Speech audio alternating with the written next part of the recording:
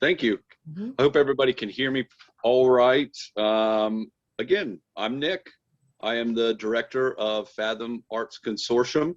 Um, you're probably asking yourself, what is Fathom Arts Consortium? You may have seen our logo on some projects, billboards, things like that.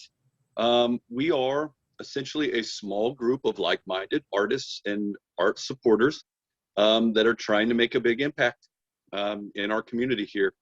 Um, and what I mean by that is Fathom is an arts consortium providing artists with a means of professional and personal development.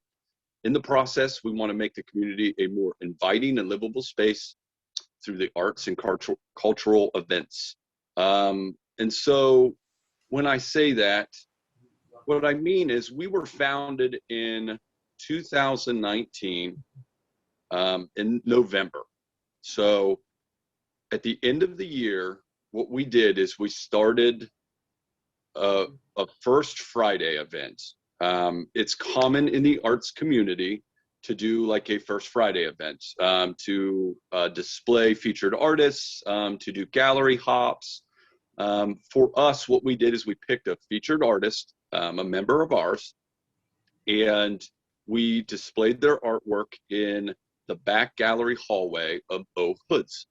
And what we did is we started this gallery hop the first Friday of every month, and we would start at Double Edge Brewery and witness the artwork there by all the local artists.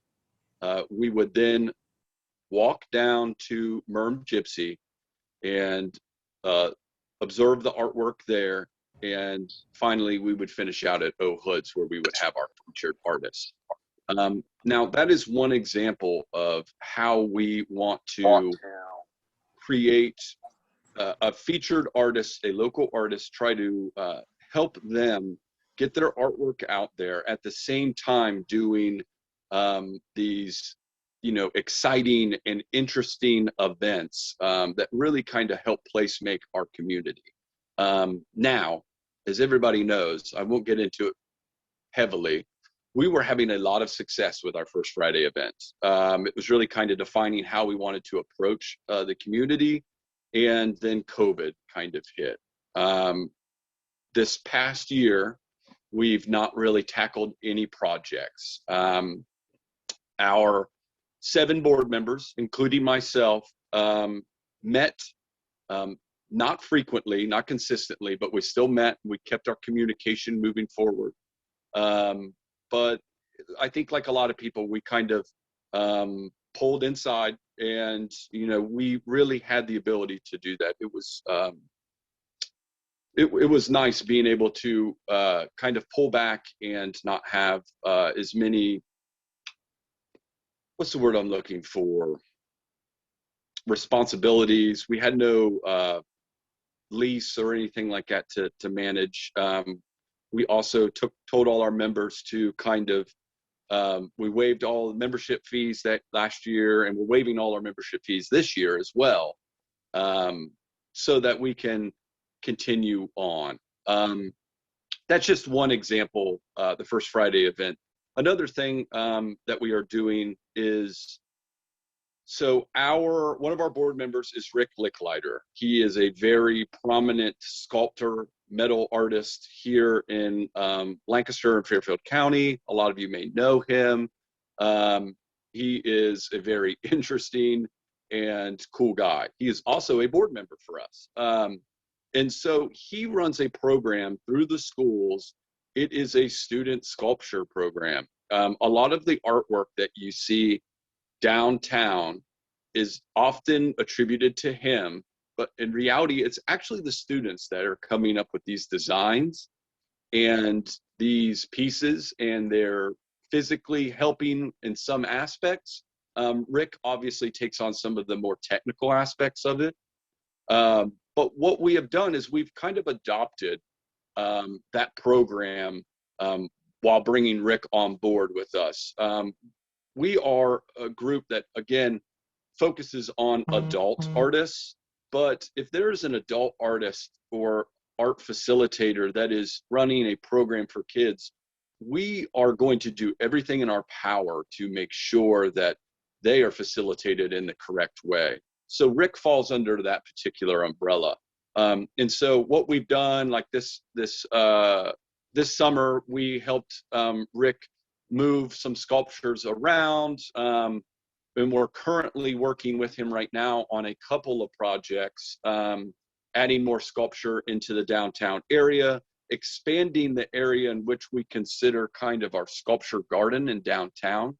And also we got like a really special project that I'm not really going to talk too much about. I'll just say that it's kind of a green sculpture initiative that we're taking on. If you're interested in something like that, please follow us on Facebook.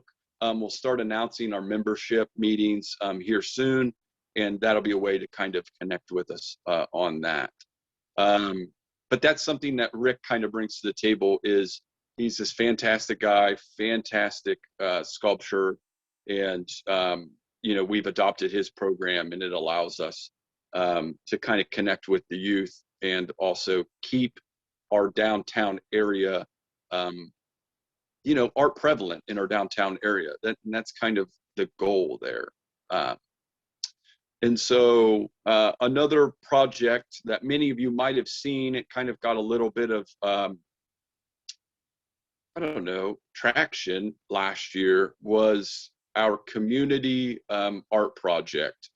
We were going to attach large works of art inside of the windows of the, what is called the Essex Building. Excuse me for a second. No.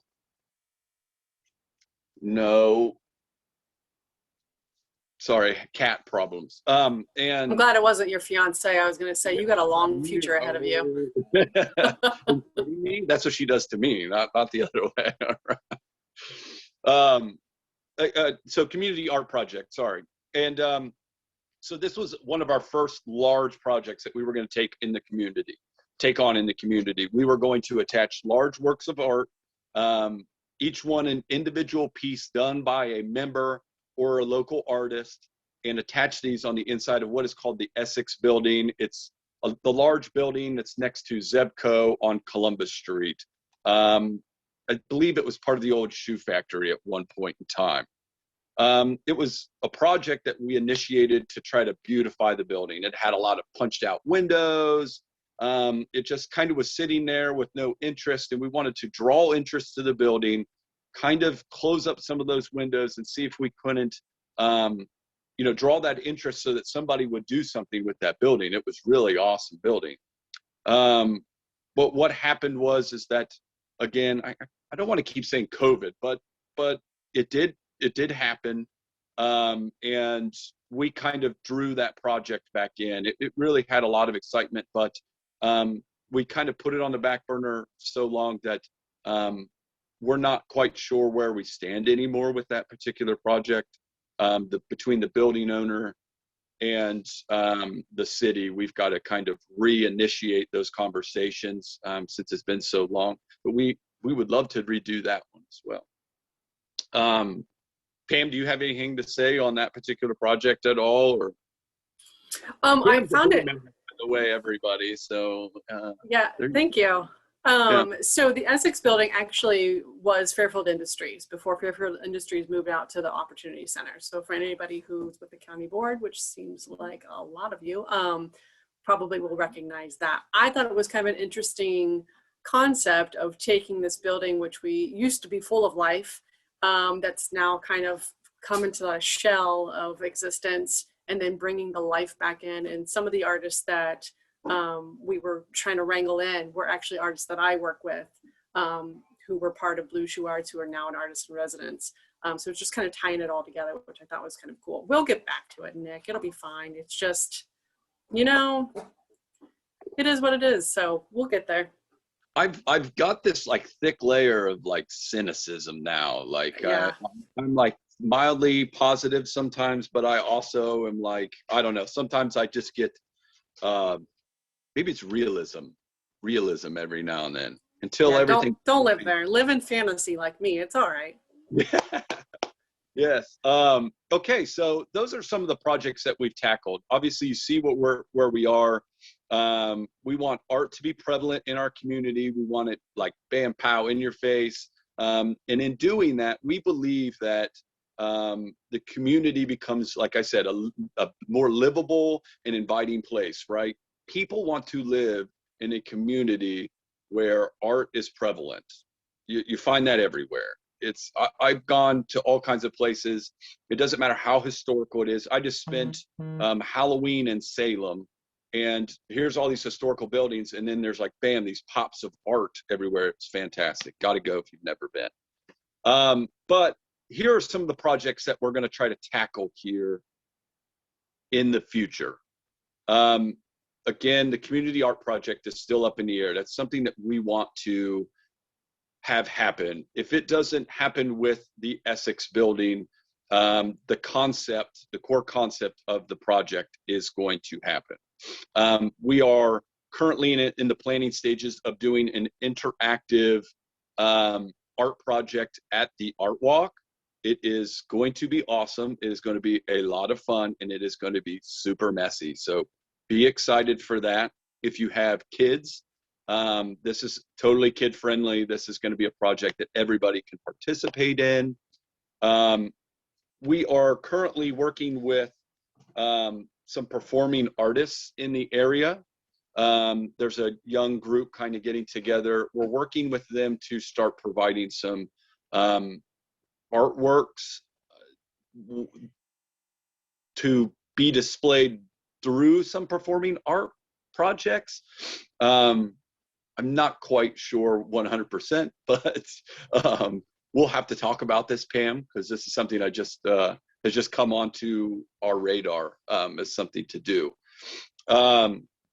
As well as, like I was talking about, Rick and this green space initiative, it's become very apparent to us that a lot of our members want to contribute in creating artwork that is green. There's all different ideas on how to do this.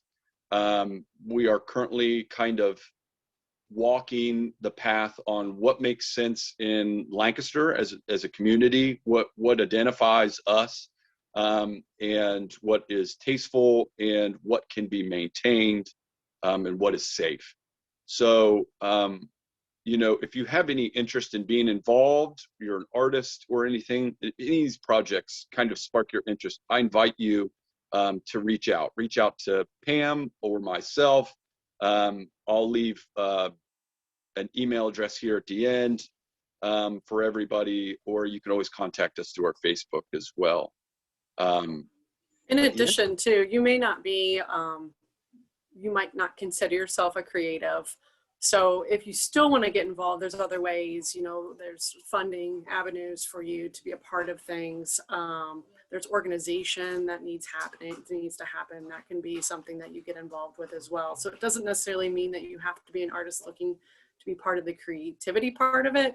But there's many more other ways that you can contribute. Thank you, Pam. I appreciate that. Was well said. I'm garbage mouth today, I feel like. I apologize to everybody. You don't have to apologize. I think you're doing a great job. Just sometimes the Zoom meetings are you feel great, and other days you're like, wow, this isn't coming out like I wanted to. Really disconnected. Yeah, I know what you mean. Yeah. So that's kind of us in a nutshell. Some of these projects, I know this probably isn't your longest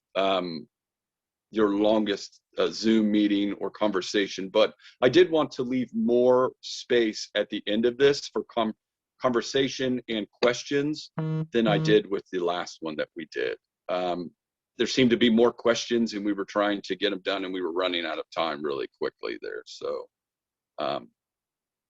does anybody have any questions for us?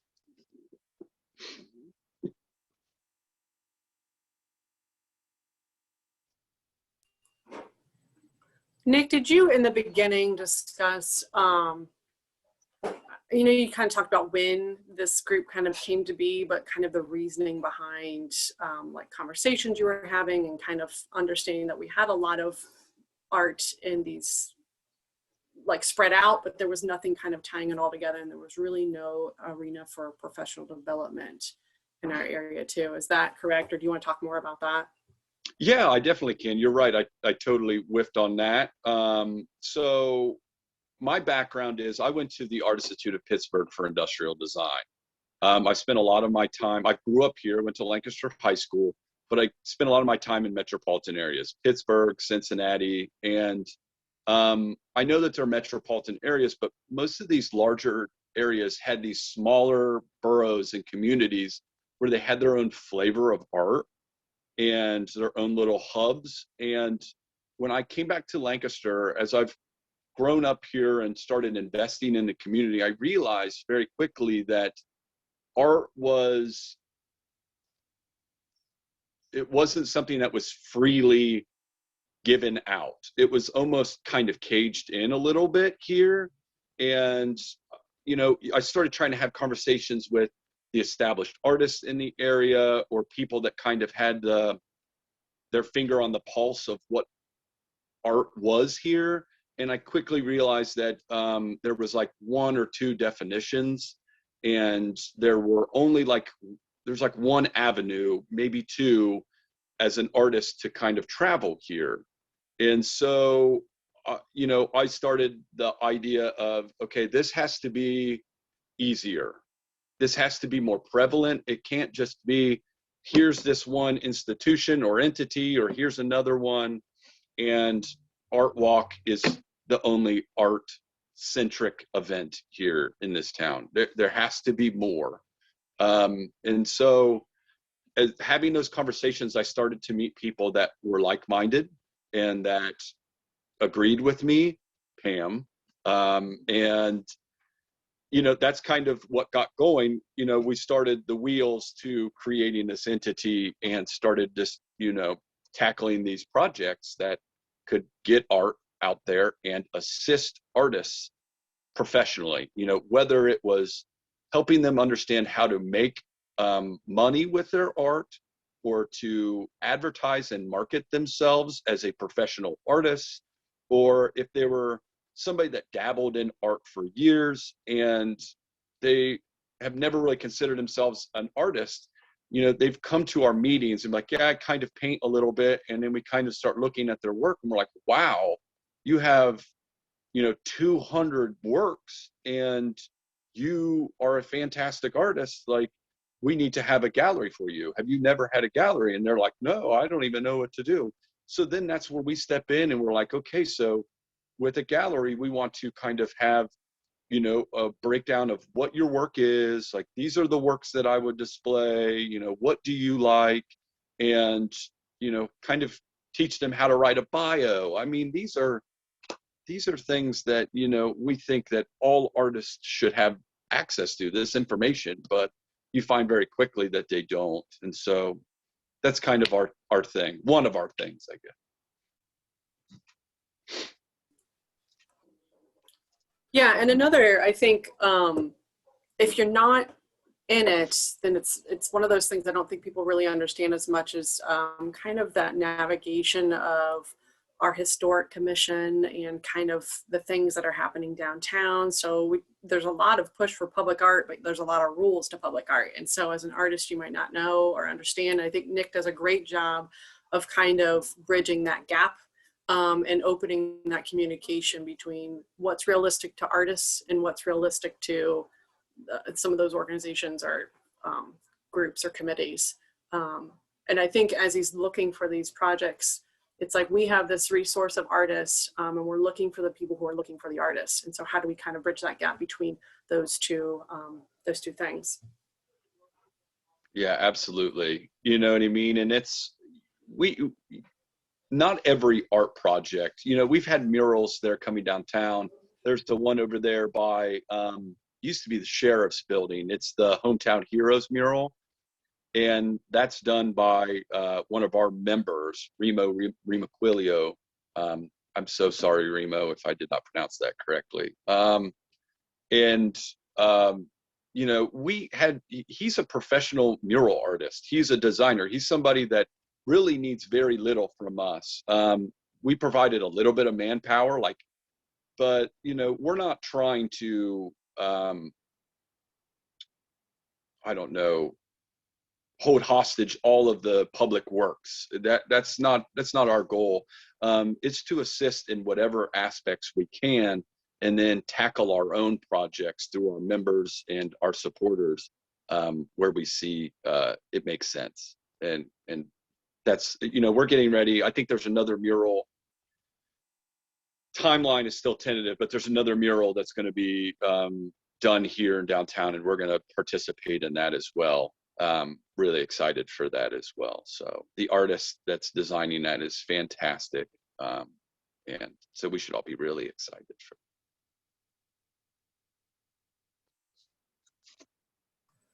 Nick, do you guys have like a normal schedule of times that you meet, or is it just when you have big projects going on, then you schedule those kind of meetings? So our first year, we didn't even make a full year, but we were meeting monthly to try to kind of get everybody on the same page, and that was board meetings and member meetings were separate, and we were kind of getting everybody on the same page, what we were doing and moving forward. But in our bylaws, we are a quarterly meeting group.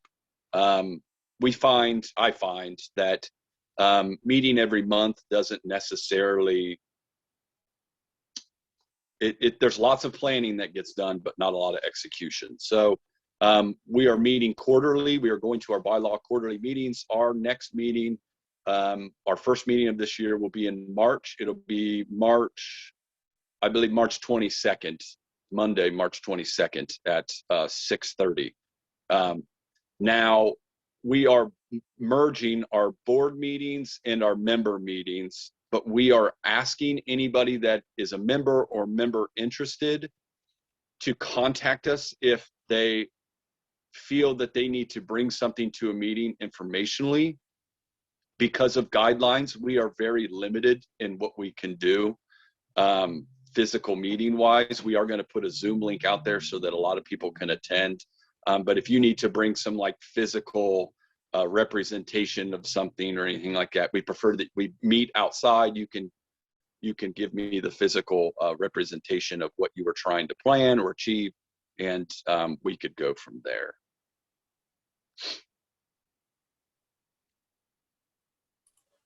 So typically there are a membership fee, and I don't know if anybody, you know, we don't want it to be a deterrent to get involved, but it is, you'll get things in return. And I think that's kind of the idea, or the traction, the momentum that we were trying to gain was like it's an investment to be a part of the group and the committee.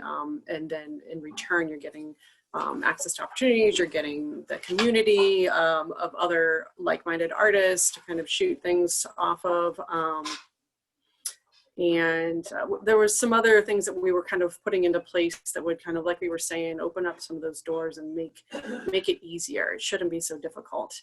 And so those were some of those benefits to being a member. And if you know of anybody who's interested or who's just a creative in our area, who's kind of looking for that camaraderie, again, have them check out the Facebook page. I think that's the best way to reach out to you, Nick. Is that right? Or email? Yeah, our email is Fathom Arts Consortium at Gmail, spelled just like it is on the flyer here, FATHOMARTSCONSORTIUM at Gmail. You can always shoot us an email. You can shoot us a message at Fathom. And yeah, you're totally right. Like, we are trying to provide these, they're like basic needs for artists. They're so easy to provide, but it's so weird that our community doesn't have these things. Some of our larger big ticket things are like, we would really like to provide like a builder box here in this community. So that's like one of our things that we're considering, trying to figure out what kind of space makes sense for us. If anybody out there knows anybody that has like a space that might be available for Fathom to rent, or maybe they just have it available for a certain period of time, feel free to reach out to us and let us know. You know, that's one of the things that we find. You know, not everybody has space to build their own canvas frames, or, you know, we need spaces to teach some artists how to do that, and or to store projects or build our own things. It's truly a necessity here in this community, just in general, not just for artists, but, you know, some people don't have garages or workshops to do things, and we feel like it's something that would be beneficial. Yeah, I was going to ask you to define what you meant when you said builder box, and that's kind of what it is. But it also is an idea or a place to gather to. I know, like, performing artists, you know, sometimes need some of that space, or if you're going to hold a class or a workshop, like, you know, there are places in our area, but it could act as that as well. And I think that's what we were talking about, right, Nick? I just want to make sure before I advertise that to the. Yeah, a very fluid space. Yeah, a fluid space is what we're looking for currently. Yep. But yeah, that's us. I mean, I think that's between the two of us, Pam, we know everything. We've got it taken care of. I appreciate everybody coming and hanging out with us today. I really do. And I hope that there's some informative things that we've learned, and I hope that we get involved. I mean, even if you just follow our Facebook page and like it and kind of participate in any of our projects, you know, if you can lend a hand every now and then, that's great. If we just come down and make a point to come down to our interactive art walk display, you know, that would be awesome too. So, yeah. I think that between you and Pam, you do know it all. I know Pam knows a lot. Yeah, she knows most of it. Whenever I need help with anything, I ask Pam. Well, thank you so much for being with us today. We appreciate all the information. I'm going to put your recording on Facebook tomorrow, or maybe by the end of the day today. So if anyone knows anyone that may be interested in Fathom, you can share that with them. And that'll be on our YouTube channel as well. So thank you again for being here, and we really appreciate it. Thank you, everybody. I appreciate you having me. Have a good day. Stay warm.